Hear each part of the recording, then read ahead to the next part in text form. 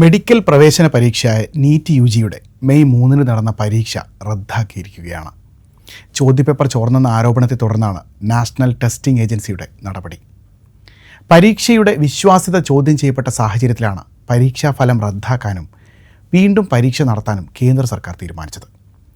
ചോദ്യപേപ്പർ ചോർച്ചയുമായി ബന്ധപ്പെട്ട അന്വേഷണം കേന്ദ്ര സർക്കാർ CBIക്ക് കൈമാറിയതായും ദേശീയ മാധ്യമങ്ങൾ റിപ്പോർട്ട് ചെയ്യുന്നുണ്ട്. 1 ലക്ഷത്തോളം MBBS സീറ്റുകളിലേക്ക് 24 ലക്ഷത്തോളം വിദ്യാർത്ഥികളാണ് നീറ്റ് പരീക്ഷ എഴുതി ഫലം കാത്തിരിക്കുന്നത്. പരീക്ഷ റദ്ദാക്കിയതോടെ എഴുതിയ വിദ്യാർത്ഥികൾ ആശങ്കയിലാണ്. എന്താണ് സംഭവിച്ചത്? എന്താണ് സർക്കാർ നടപടികൾ?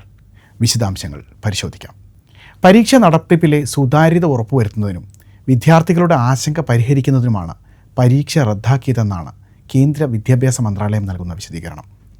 ഇത്തവണ കൃത്രിമങ്ങൾ തടയാൻ പരീക്ഷാ കേന്ദ്രങ്ങളിൽ ആർട്ടിഫിഷ്യൽ ഇൻ്റലിജൻസ് അധിഷ്ഠിത CCTV ക്യാമറകളും ജാമറുകളും ഉൾപ്പെടെയുള്ള കർശന സുരക്ഷാ സംവിധാനങ്ങൾ ഏർപ്പെടുത്തിയിരുന്നു. എന്നിട്ടും ചോദ്യപേപ്പർ ചോർന്നത് ഗുരുതരമായ സുരക്ഷാ വീഴ്ചയാണ്. 2024 പേപ്പർ ചോർച്ച ഓർമ്മിപ്പിക്കുന്നതാണ് നിലവിൽ പുറത്തുവരുന്ന വിവരങ്ങൾ. മെയ് 7 ലഭിച്ച പരാതി NTA കേന്ദ്ര ഏജൻസികൾക്ക് കൈമാറുകയായിരുന്നു. രാജസ്ഥാൻ പോലീസിൻ്റെ സ്പെഷ്യൽ ഓപ്പറേഷൻസ് ഗ്രൂപ്പ് നടത്തിയ പ്രാഥമിക അന്വേഷണത്തിൽ പരീക്ഷയ്ക്ക് മുൻപ് തന്നെ ചോദ്യങ്ങൾ വാട്സപ്പ് വഴിയും മറ്റും പ്രചരിച്ചതായി കണ്ടെത്തിയിരുന്നു. കൈപ്പടയിൽ തയ്യാറാക്കിയ ഒരു പരിശീലന പേപ്പറിനെ ചുറ്റിപ്പറ്റിയായിരുന്നു അന്വേഷണം. 410 ചോദ്യങ്ങളുള്ള പേപ്പറിൽ ബയോളജി, കെമിസ്ട്രി എന്നിവയിൽ നിന്നുള്ള 120ഓളം ചോദ്യങ്ങൾ മെയ് 3 നടന്ന പരീക്ഷയിലെ ചോദ്യപേപ്പറുമായി സാമ്യമുള്ളതായിരുന്നുവെന്ന് അന്വേഷണ ഏജൻസികൾ കണ്ടെത്തിയിട്ടുണ്ട്. പരീക്ഷയ്ക്ക് മുൻപ് വാട്സപ്പ് ഗ്രൂപ്പുകളിലൂടെയും സ്വകാര്യ വിദ്യാർത്ഥി ശൃംഖലകളിലൂടെയും ഈ മെറ്റീരിയൽ പ്രചരിച്ചതായി ആരോപിക്കപ്പെടുന്നു. കേരളത്തിൽ പഠിക്കുന്ന രാജസ്ഥാനിലെ ചുരു സ്വദേശിയായ ഒരു മെഡിക്കൽ വിദ്യാർത്ഥിയാണ് ഇതിന് പിന്നിലെന്നാണ് ഉദ്യോഗസ്ഥരുടെ കണ്ടെത്തൽ. രാജ്യത്ത് പ്രധാന നീറ്റ് പരീക്ഷാ പരിശീലന കേന്ദ്രമായി അറിയപ്പെടുന്ന രാജസ്ഥാനിലെ സിക്കാർ ജില്ലയിലെ കോച്ചിംഗ് സെൻറ്ററുകളിലാണ് ആദ്യം ഈ രേഖ പ്രചരിച്ചതെന്ന് പോലീസ് കണ്ടെത്തിയിട്ടുണ്ട്. പരീക്ഷ അടുത്തിരിക്കെ ഈ പേപ്പർ വേഗത്തിൽ വിദ്യാർത്ഥികൾക്കിടയിൽ പ്രചരിച്ചിരുന്നുവെന്ന് അധികൃതർ പറയുന്നു. പരീക്ഷയ്ക്ക് 2 ദിവസം മുമ്പ് 5 ലക്ഷം രൂപയ്ക്കും തലേദിവസം രാത്രി 30,000 രൂപയ്ക്കും ചോദ്യപേപ്പർ വിറ്റതായാണ് പ്രാഥമിക അന്വേഷണത്തിൽ വ്യക്തമാകുന്നത്. ഇതുമായി ബന്ധപ്പെട്ട് ഡെറാഡൂൺ, സിംകാർ, ജുൻജുനു എന്നിവിടങ്ങളിൽ നിന്നായി 13 പേരെ അന്വേഷണ സംഘം അറസ്റ്റ് ചെയ്തിട്ടുണ്ട്. അന്വേഷണത്തിനിടെ രാജസ്ഥാനിൽ നിന്നും ഉത്തരാഖണ്ഡിൽ നിന്നുമായി 12ഓളം പേരെ ഇതിനകം പോലീസ് കസ്റ്റഡിയിലെടുത്തിട്ടുമുണ്ട്. ഇത് പരീക്ഷയ്ക്ക് വരാൻ കൂടുതൽ സാധ്യതയുള്ള ചോദ്യങ്ങളെന്ന നിലയിലാണ് പ്രചരിച്ചിരുന്നതെന്നാണ് രാജസ്ഥാൻ പോലീസ് സ്ഥിരീകരിച്ചിരിക്കുന്നത്. ഗസ് പേപ്പർ എന്നാണ് പോലീസ് രേഖകളിൽ ഇതിനെ വിശേഷിപ്പിക്കുന്നത്. നടപടികളുമായി മുന്നോട്ട് പോകുമ്പോഴും NTAയും ചോദ്യപേപ്പർ ചോർച്ച എന്ന പ്രയോഗം മനഃപൂർവ്വം ഒഴിവാക്കിയാണ് ഔദ്യോഗിക പ്രസ്താവനകൾ ഇറക്കുന്നത്.